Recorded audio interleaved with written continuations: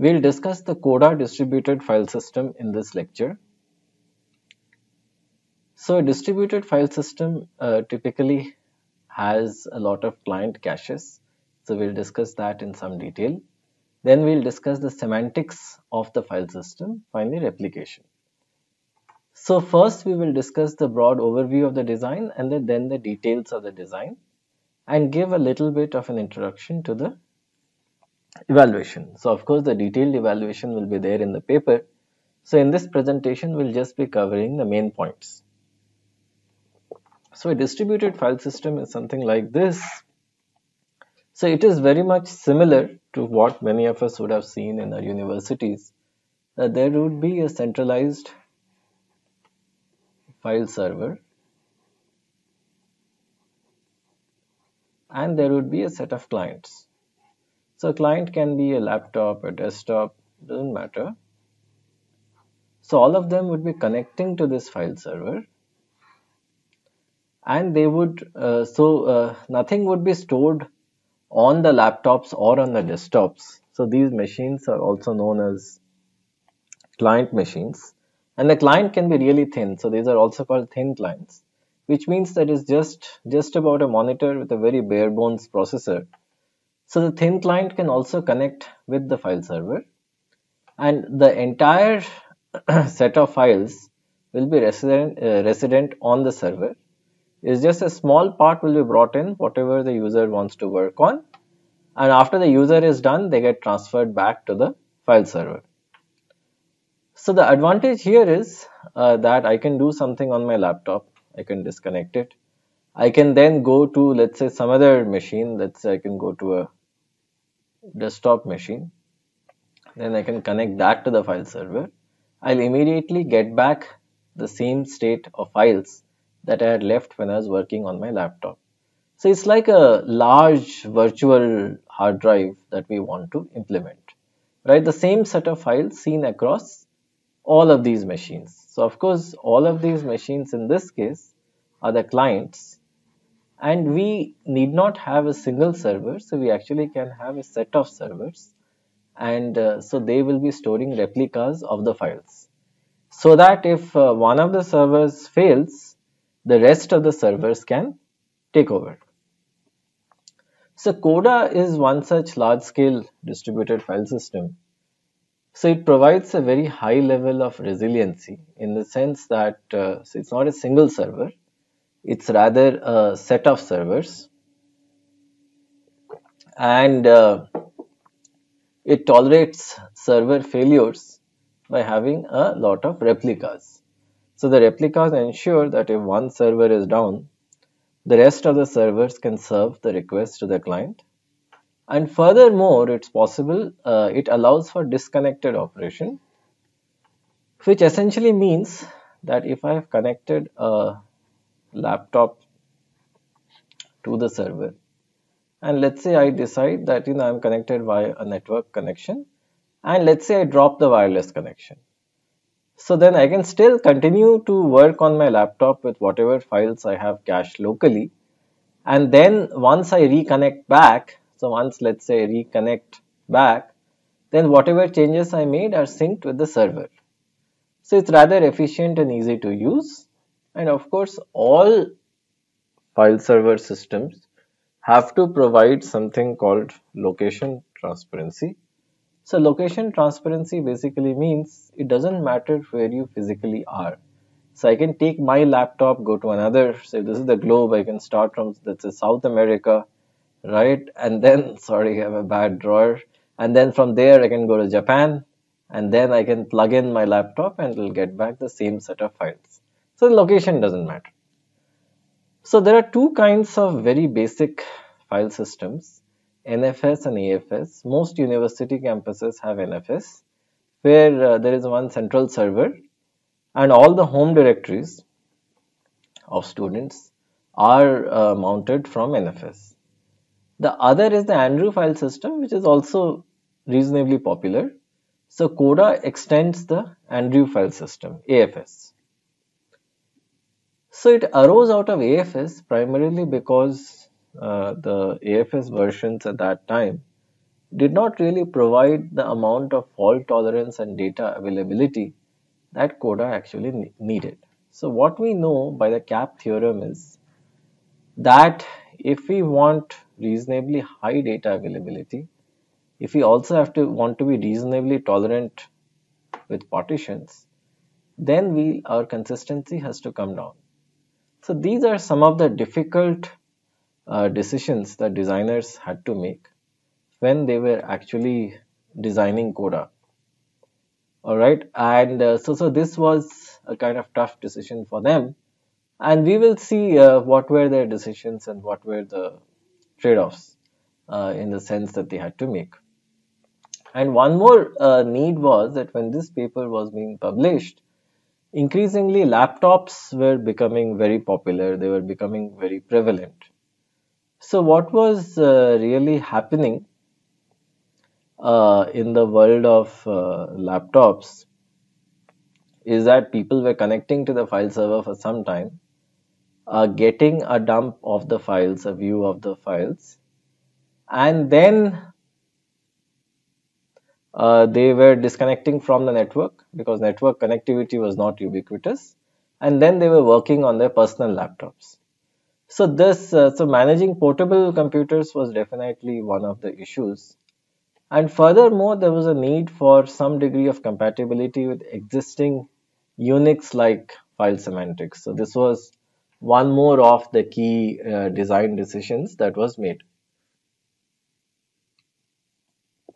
So when we so the first thing for us is to understand what is it that AFS provided and how did Coda extend that. So in AFS, what happens is if a client opens a file, the entire file is fetched from the server, right? So which means that if let's say I have a client over here and then I fetch a file from the server, what comes to me is the entire contents of the file, right? The entire file. That comes and it resides in the client's cache. All the read and write operations then are directed to the local file system because the file in this case is cached locally.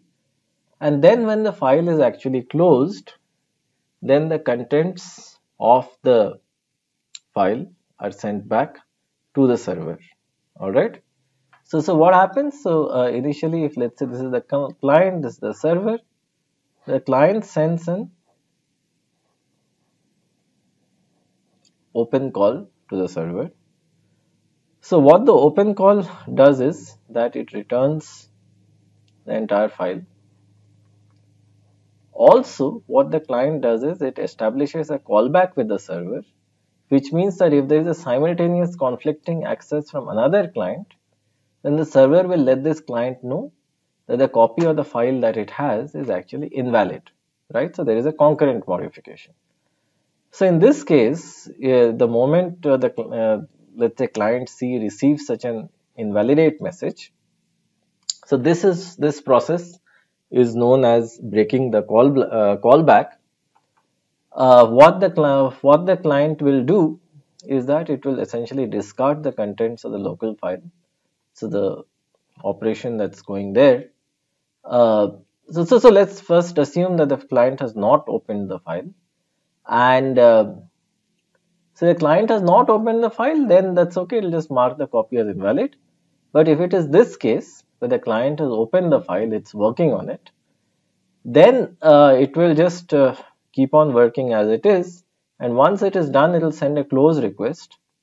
So in this case, the semantics is that the last writer wins, which means that if let's say two clients C and C dash have opened the file at the same time and they are working, whoever commits the last, all right, whoever commits means closes the connection at the end, the write of that file stays and the other write gets overwritten. So that's the last writer wins.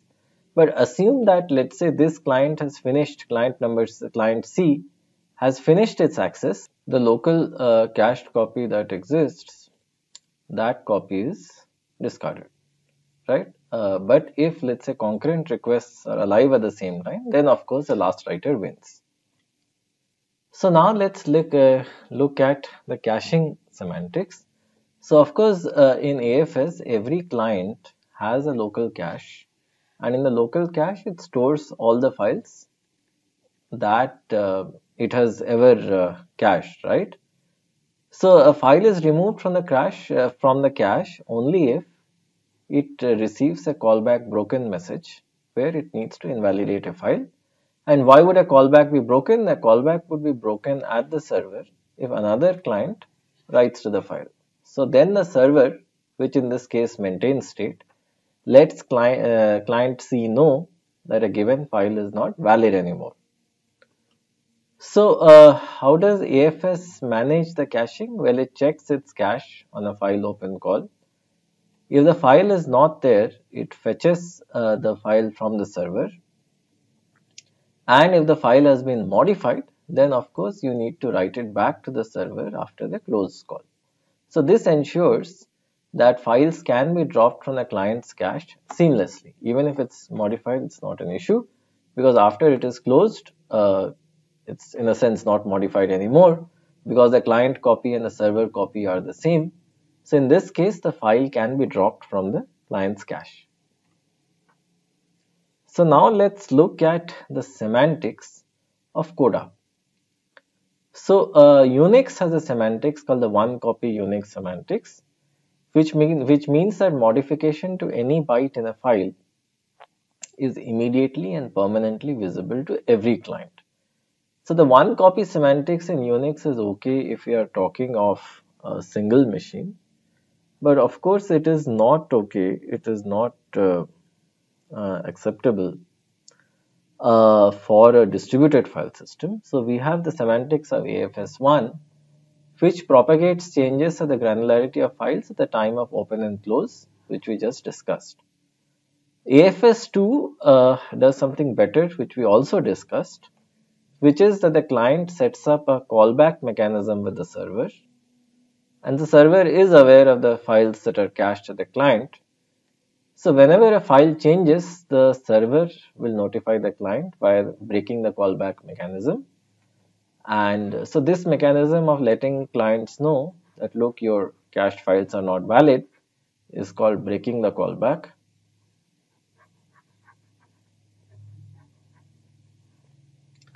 If there's a network partition, of course, then the client cache remains incoherent. So let's say the server is over here, client is over here.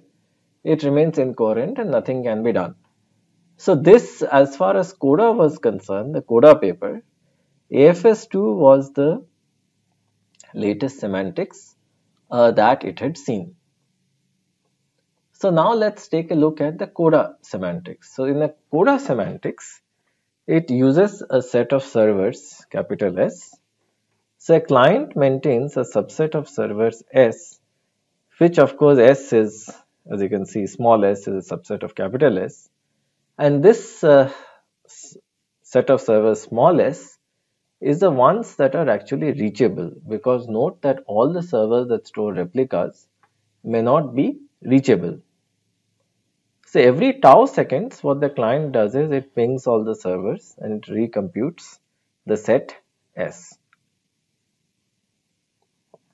On an open message, what the client does is that it gets the latest version of a file from S, and so we will see there is a way to ensure that a version is the latest version of a file. If of course if S is null, which means that if it was not able to contact any server, then the client uses its cached version if it has one. In addition, what Coda actually introduced, so we discussed, right, that availability and partition tolerance cannot be achieved with a strong consistency guarantee. So consistency in a certain sense has to be relaxed. So Coda does that, it relaxes the consistency. So it considers a file valid, the contents of a file to be valid, if it was the latest copy, right, if the file was the latest copy at some instant in the last tau seconds. So what it does is that if I were to consider this as a number line, and let's see if this is like the current time, t equal to 0, and let's this be t is equal to minus tau. Within this time, at any instant within this interval if the contents of the file were valid, and after that, so it doesn't matter, the file's contents could have changed after that, but if the callback messages, the callback breaking messages informing the client that the contents are not valid, if those messages were lost, we will still consider the copy that the client has to be a valid copy. So this essentially is a slightly a weaker version of synchrony where we are allowing errors to kind of survive for tau seconds. So errors means stale copies of files. So a file is not considered to be stale if it was modified in the last tau seconds and the modification and the message informing the client about the modification was lost. Once a file closes, the client propagates the update to all of small s. So all the servers are informed, notified, intimated about the update. So now let us discuss replication in Coda. So in Coda, we will not use S and capital S, since instead we will give them slightly technical names, technical terms. So we will talk about the unit of replication. Say volume, which is a set of files and directories. Let that be a subtree of the shared file system. So let's call that a volume. So a volume can also be the entire file system, or it can be a large subtree of the file system. So let us call this a volume. So each file or directory within a volume has a unique ID. Alright. So this is also something that AFS introduced, that every file within a volume, the moment it is created, is given a unique ID, which allows us to identify it. So it's not its path, right? It's a unique file specific ID. So part of this ID indicates the parent volume, the volume it's a part of, and the other is the file ID. So for every volume, we have a set of servers which store replicas of the volume, and this set of servers is known as the volume storage group, which can be thought as the set capital S that we were talking about. The list of servers are stored, of course, in the volume replication database, where we know what are the contents of the VSG, and every client has a cache manager. It's called Venus. So this is also the same term that AFS used. So what the client's cache manager would do is it will keep track of the subset of the VSG that is currently accessible, that is currently fault free, and that is accessible over the network. So we will call this as the AVSG, or the available servers in the volume storage group, the AVSG. So what is the replication strategy here again? So upon a cache miss, a client obtains the file from one member of the AVSG.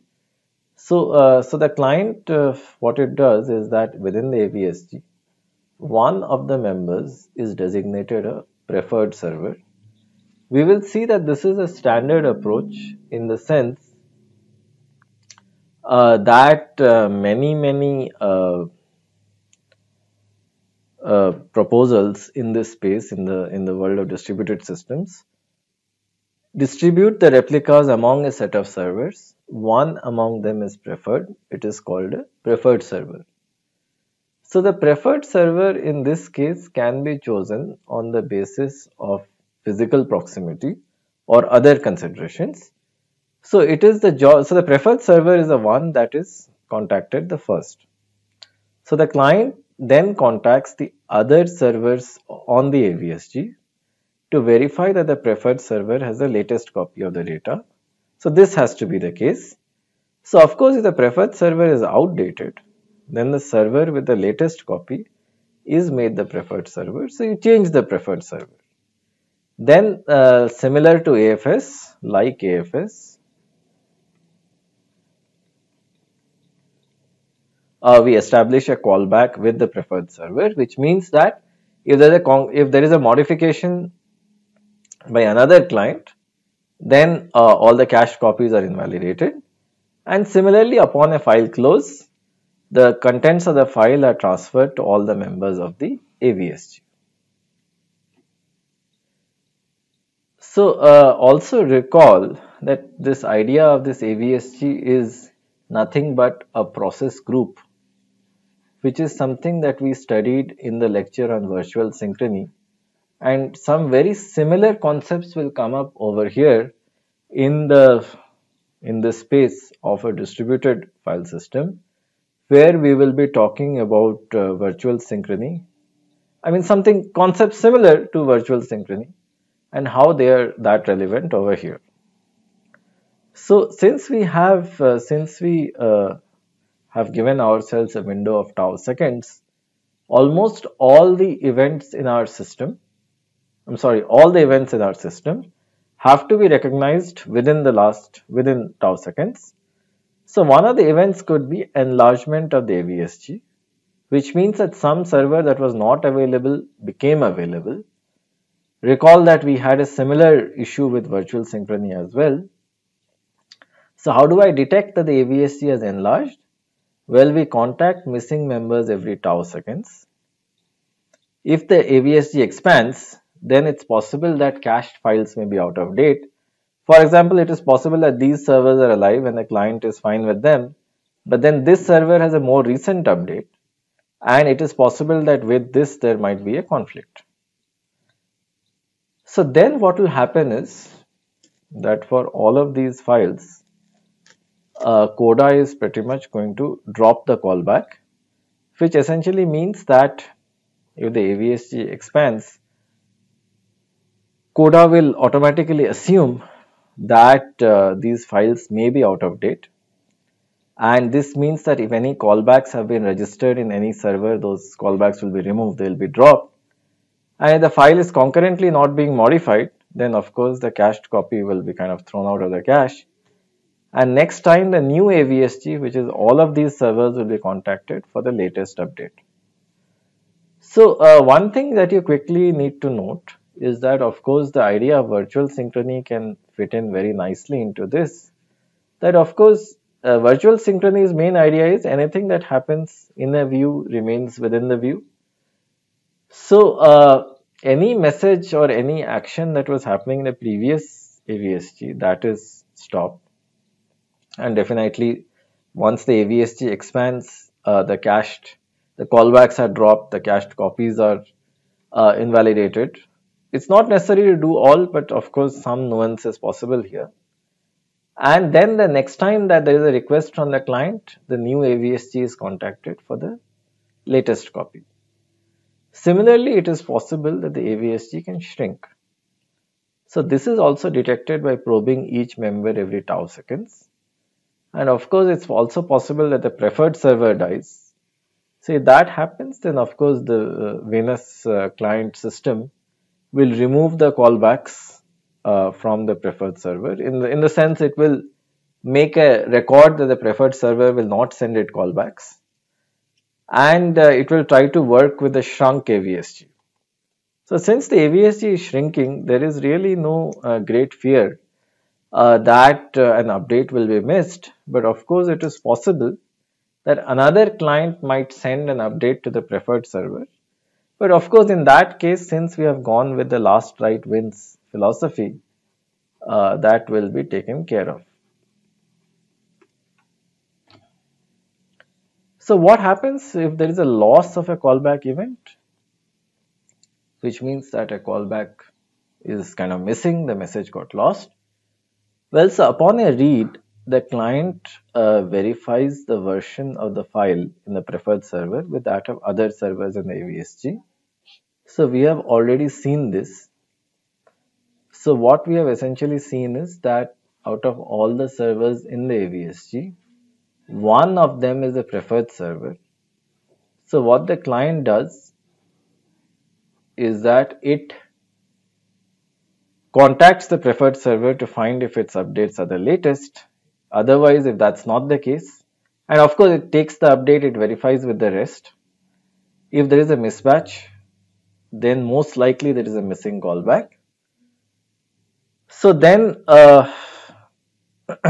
is a need for some degree of reconciliation, where we will see what the reconciliation is in the next few slides. Now let us discuss the communication aspect of the design details of how exactly this is done. So given that we have seen the broad idea of the CODA system, which is basically we have a client, we have a set of servers, one among them is the preferred server, and the set of servers is known as the AVSG. There is a need that we need to read a version from the preferred server and then verify it with the rest of the servers, and essentially verify it is the most latest up-to-date data, and the writes clearly have to be sent to everybody in the AVSG. Of course, we'll also nuance this position later, but at the moment let's assume that it's sent to everybody. Can be sent to a quorum, but I'll discuss that when we discuss the Dynamo paper. So CODA uses a multicast RPC for this purpose. Instead of a unicast message, it relies on multicast messages, which most networks natively support. So multi-RPC is clearly more efficient, much more efficient, far more efficient than a unicast method, right? So this is where there is some advantage that we see from that accrues from the properties of the network, and we'll also measure this. Let us now discuss disconnected operation, which is one of the main strengths of CODA. So disconnected operation begins when the AVSG is empty, which basically means that the client is disconnected from the server. So the link between the client and the set of servers, all the servers rather, in the AVSG is lost. So this is a problem. However, the main aim was that we should not perceive this to be a major problem in the CODA distributed file system.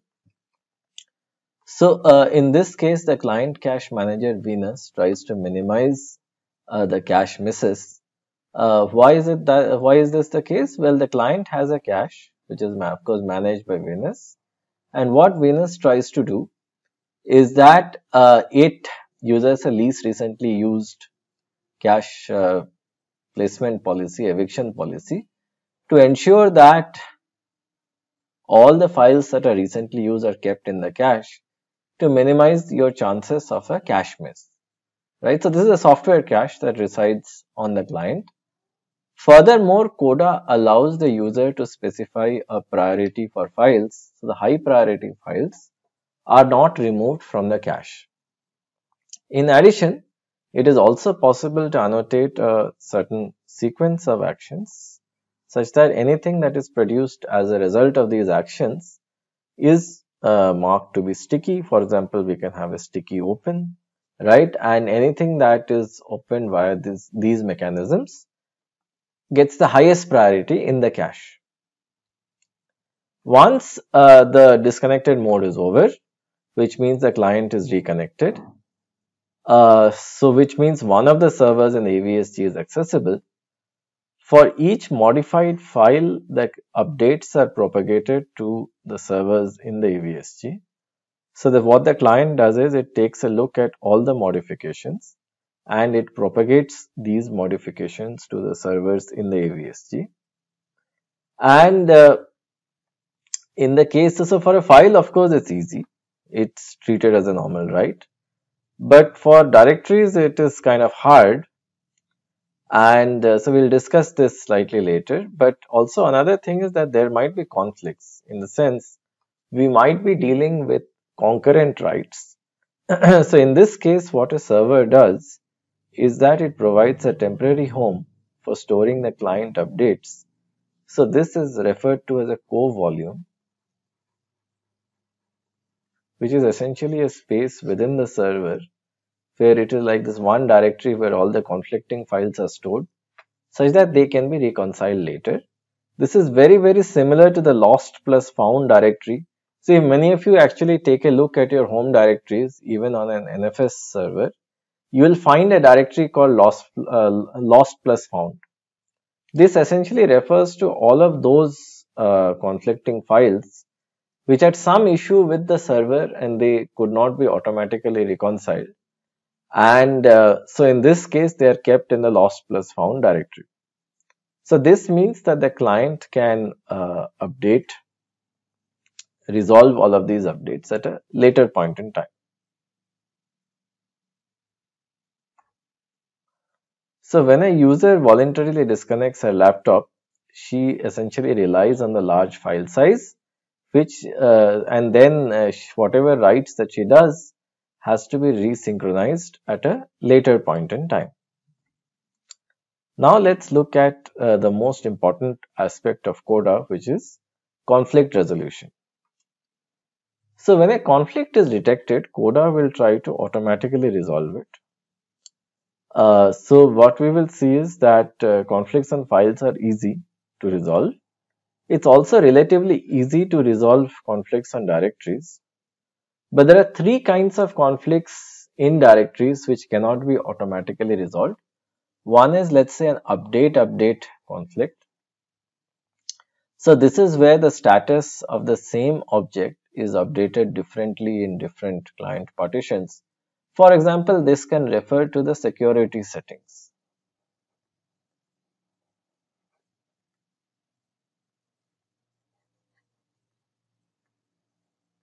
So in this case, it is possible that the access control of a certain file is changed in a certain manner on this client and in a different manner in another client. So this would be an update conflict in a directory. We might also have a remove update conflict where a file is removed in one partition and updated in the other. Also a name conflict where two files, of course, with different contents are created. So all of these things have to be kind of resolved manually at the level of the user. So CODA has specialized repair tools that allows the user to repair these conflicts, fix these conflicts. So the user can see all the replicas that are there on the different servers, and these can be manually fixed. So now let's look at the replica management. So each modification that is made has a unique store ID. So this is important. So it's like a immutable history. So these are all very similar concepts as the original blockchain idea that we have discussed. That whenever any modification is made, it is essentially a new entry and it is assigned a new store ID. So this is a very common idea, a very common concept in distributed systems, that any new update is given its unique new store ID. The server maintains a history of store IDs. So the history of store IDs on server A is a subset of that in server B. Then you can be sure that B contains new copies. So CODA will consider B to have the latest version. So B in this case is considered to be dominant, and A in this case is considered to be submissive. Why submissive? Because it doesn't have all the updates and B has all the updates. So it's a useful method for files. It can be reasonably conservative for directories because, of course, in a directory we might be modifying different files without an actual overlap. But CODA uses the same more or less for both. So CODA maintains the following kinds of information. So the first thing is that for every file, it maintains a latest storage ID. So the latest storage ID is basically, you can think of it as a scalar clock, which is a combination of a PID and a counter. So this is clearly, it can be PID is like a client ID and a counter. So you can think of this as a scalar Lamport clock, and where every subsequent store ID is guaranteed to be unique, and it's a tuple of the client ID and a counter. And of course, it contains the current length of the update history, and the LSID, as I just mentioned, is a client ID and a monotonically increasing integer. In addition, the replication site contains the length of the update history of every other replica, right? So this is like a vector clock, where basically, if you would recall, a vector clock is essentially a vector where each of these elements is a count, and for the ith entry, this is an estimate of i's local clock. And the vector clock, as we have seen, is very important. It can be used to infer causality. It can be used to infer concurrency and all kinds of things. So this is a vector clock which is called the CVV. It's a version vector. And so essentially with every object, it will maintain a latest store ID, which is the latest version of the object. And also the number of updates that each replicating site has actually made, and this information will also be there in this vector clock. All right. So essentially, we are looking at the tuple of the LSID and the CVV. So let me just go through this once again. The LSID is a tuple of the client ID and monotonically increasing integer. So from the perspective of the client, this is a scalar clock. In addition, the CVV is a vector clock from the perspective of the replica servers. So here, this contains the length of the update history of every replica. So this kind of tells the servers how recent their entries are. So now when we are comparing an LSID CVV tuple for a given file, we can have one of these four conditions. So let's see. We can either have strong equality, which means that between replica A and B, the LSIDs, the last store IDs are the same, and the histories are also same. So this basically means that both of the replicas are on the same page. So their last store IDs, which are very much the last update that they have processed, that is the same. And also they have the common view of the rest of the replicas. So they are equal. Then of course we can have weak equality. In weak equality, the latest update that they have processed is the same, which means LSID A is equal to LSID B. However, right, this part is important. Their view of the world, their CVV vectors are not the same. So this is weak equality. Right, so this can be that they might have just missed some updates in the past, and then the replicas have not been updated, or some messages have been lost. So that is why the CVVs will diverge. But the fact is that they still have the latest copy, because the LSIDs are the same. Then we can have dominance. So in dominance, what will happen is, of course, the LSIDs are not the same, but the CVV of A, which is replica A, for every entry is greater than equal to CVV of replica B. So this is a typical vector clock condition, which says that A is the more recent. A clearly has far more up-to-date information than B, because the vector clock, which is CVV, for every single entry is greater than equal to the corresponding entry of B. So in this case, A is dominating and B is submissive. Inconsistency is when three of these conditions don't hold, and this is where some kind of a resolution is required. So the resolution subsystem has to be invoked. So if there is strong and weak equality, we can say that the replicas are synchronized.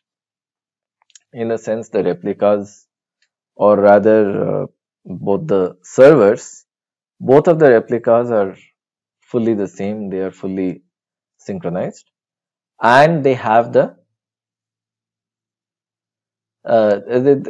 most up-to-date data. But of course, with the weak equality, one of the servers does not know enough about all the replicas, but that can be fixed.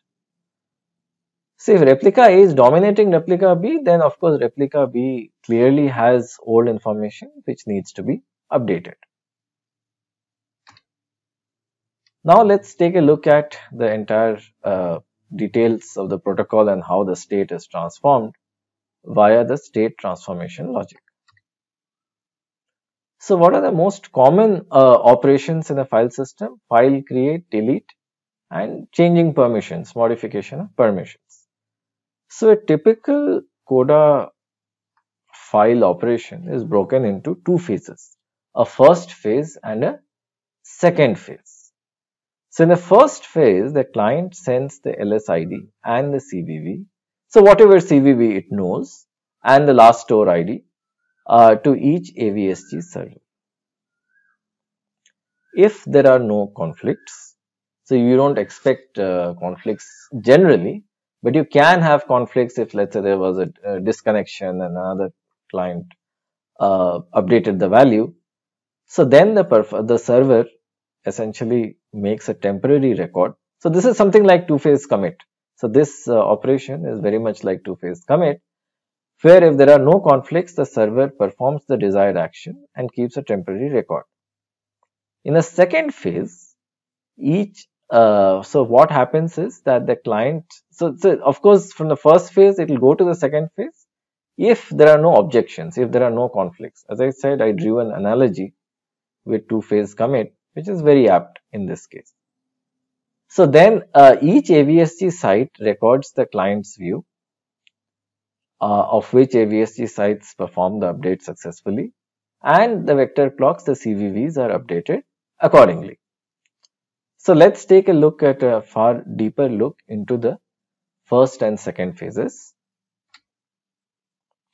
So let's look at the checks that are performed at an AVSG server in both the first phase and second phase. So this is for the first phase. So the check succeeds for files if the cached and server copies are the same and it's the same LSID, or the cached copy is dominating. So then clearly the check succeeds, otherwise it fails. The check succeeds for directories clearly when the two copies are equal.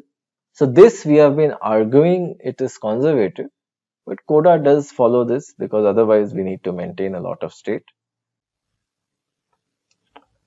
Now let us see what happens if the check does not succeed. So in this case, the client pauses the operation and it invokes the resolution subsystem.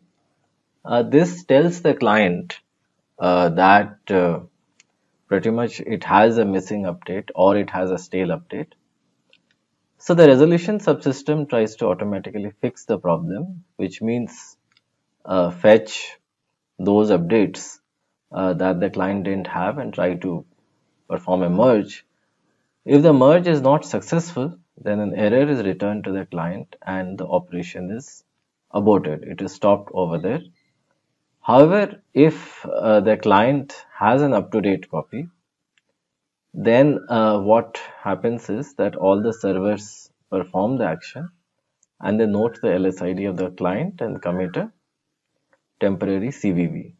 So it is important to understand that if there are multiple servers and the client is over here, so in phase 1 what happens is that the client sends the version to all the servers and the servers then indicate if they are okay or not to go forward or go ahead with the update, and they also note the temporary CVV that the client is proposing, right? So this is the CVV, the latest CVV of the data that the client has.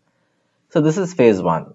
So in phase 2 what happens is that after the client has gotten the responses from the entire AVSG, and if there is no error, if there is no conflict, then the client sends a commit message informing the servers that they are ready to perform the update on their side, and also each server is made aware of the rest of the servers that have agreed to perform the update.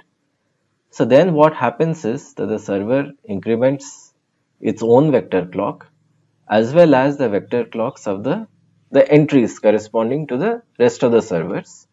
So this ensures that by the end of this process, by the end of phase 2, the entire AVSG, they have the same CVV for the data or the same vector clock. And why is this the case? Well, this is the case because in phase 2, if you would see over here, it records the views of each of all the AVSG sites that have performed the update successfully.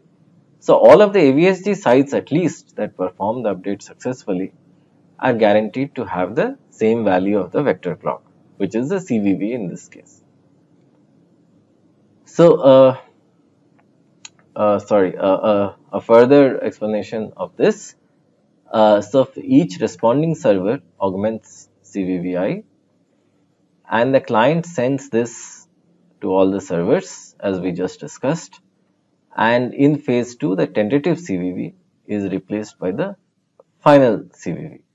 And so the aim is that by the end of the phase 2, the AVSG has updated data as well as it has the updated CVV for the data, and all the replicas pretty much have the same CVV after the end of phase 2. So, if there is a conflict, then the Venus file system, the client file system manager, does a force operation where it tries to attempt a merge, particularly transfer file contents from a dominant to a submissive site. And so in this case, the submissive site can either be the client or it can be a server. So it doesn't matter. Since we have a full version history, whoever does not have the updates, that is a submissive site, and updates need to be transferred. However, doing a force operation for a directory is far more complex. So we need to lock and atomically apply changes one directory at a time. And so an entire directory has to be locked and done. So basically this is kind of a hard operation, but because it is possible that a directory tree can be really deep and this has to be done recursively. So that's the reason we do it one directory at a time. We don't do the entire tree at a time. So if let's say a new entry has to be created, what we do is we first create a stub at the server, which is guaranteed to be submissive because its CVV can pretty much contain all zeros. And subsequently, a force operation will change the status of the stub, which means give it all the updates. So why is this done this way? This is very interesting. So if we have a client and we have a set of servers, and let's say we are trying to create a new file in the directory, what I am trying to say over here is that we first create a stub in the directory for the file, which is pretty much a file with that name, but an empty entry with no contents, and which is guaranteed to be submissive to every other update. So once the stub is created, so consider this as phase 1. In phase 2, what happens is that all the updates, if the client has a dominant copy, that is, are transferred to the stub, and there is a very similar process that is followed between one server and the rest of the servers. So an astute viewer can ask that why not do both of them in the same go at the same time. So what would that mean? Well, that would imply that the entire contents are transferred to the server in one go. The problem is that if there is any node or network failure, then we might have the file in an inconsistent state, or some of them will have an update and some of them will not have an update. So it's possible that maybe this and this server have the contents of the file and this server doesn't. So to stop that, what we do is we just create a stub entry that at least indicates to the server that look, a file with this name exists, and then in the second stage all the updates. So creating the stub is very quick, right? These are very quick short messages that can be sent in a single RPC. Once all of them have it, the process of transferring the file can then be done later, and even if let's say this process gets interrupted, then at a later point of time, if this server has all the updates, it will see a submissive entry and transfer the updates to this server. So this increases the reliability of this, the robustness of this process. So we also have repair and migrate operations. So a repair operation is used to fix inconsistent updates. So as we said, whenever an inconsistency is detected, the file is moved to a Go volume, and so in this case they are stored there for the user to manually take a look. So all accesses to inconsistent objects fail, and so basically in this case we wait till the conflicts are actually resolved. So coming to the implementation, well, this was implemented on IBM workstations. So when it was implemented, 12 megabytes of main memory was a lot, but of course nowadays it's nothing. Even smartphones have much more memory than that. But for those days, 12 megabytes of main memory and 70 MB of hard disks was all that was there. And so the servers, so this is what the workstations had, and the servers had 400 megabytes of disks. And the Andrew file system benchmark was used, which is essentially 200 KB each, 70 files. And there are a set of operations: read, write, read directory, scan directory. So it's a mix of operations. And for single site transactions, the Camelot transaction engine was used to ensure that operation on a single site happens atomically. So 4 configurations were studied, no replication, which means there's no additional server. So it's like this is the baseline AFS overhead. So the time overhead per operation just increased by 21%. So the nice thing about CODA, which was really appreciated at that time, and this is why this paper remains a classic, is primarily because the additional overheads with extra servers is a kind of minimal. So it increases to by 1%, 4%, and 5% respectively with additional servers. And the main reason is that we use an RPC based mechanism. Updates can be lazy, we maintain versions. So the critical path in a certain sense is actually not lengthened. And since many of these operations are not really very network dominated, this doesn't turn out to be an issue. So for AFS, the elapsed time for different load units. So where of course we are defining a load unit as the unit the load generated by 5 users. So basically the total time for running the benchmark was roughly 400 seconds, and this increases to 400 to 650 seconds as we have seen across loads for 1 to 10 load units. It increases quadratically. So it's not a linear increase, like a quadratic increase like that. So as we increase the load, CODA does increase superlinearly, and the main reason being that it puts a higher load on the network synchronization, server management, version management, migration, etc. But nevertheless, this is a very scalable file system, and this is why this paper has remained a classic. Then we will discuss the effect of multicast and unicast. So if unicast is used in an iterative fashion, the network load in terms of packets increases linearly from 5,000 to 60,000 across load units. And for multicast, of course, the number of packets reduces. And so I would advise the viewers to take a look at the paper.